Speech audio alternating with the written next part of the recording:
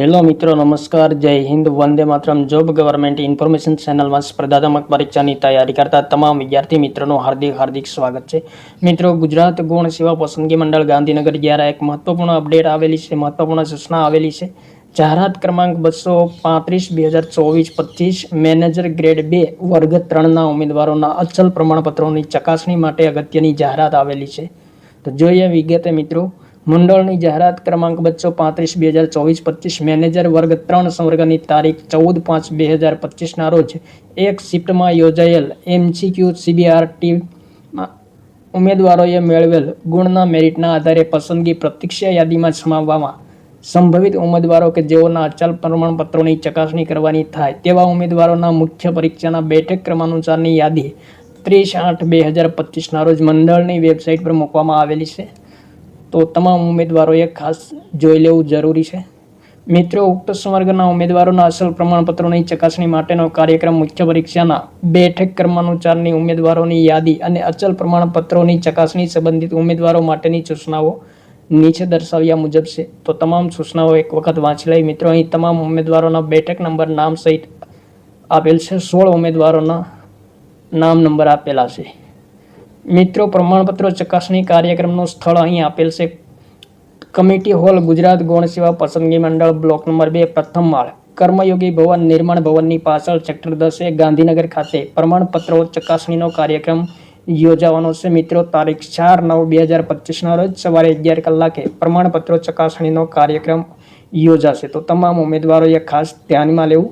મિત્રો, મહત્વપૂર્ણ સૂચનાઓ આપવામાં આવેલી છે તે તમામ સૂચનાઓ એક વખત વાંચી લેવી જરૂરી છે.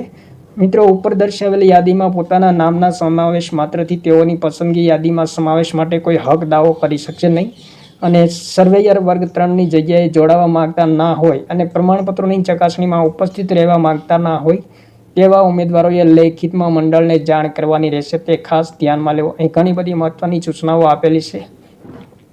ત્યારબાદ ઉમેદવારોએ આ સાથે સામેલ પ્રમાણપત્રોની ચકાસણીના ફોર્મમાં જરૂરી વિગતો ભરી નીચે દર્શાવેલ ક્રમ મુજબ લાગુ પડતા અસલ પ્રમાણપત્રો ગોઠવી તેની સ્વપ્રમાણિત ઝેરોક્ષ નકલો 2 સેટમાં અવશ્ય સાથે લાવવાની રહેશે.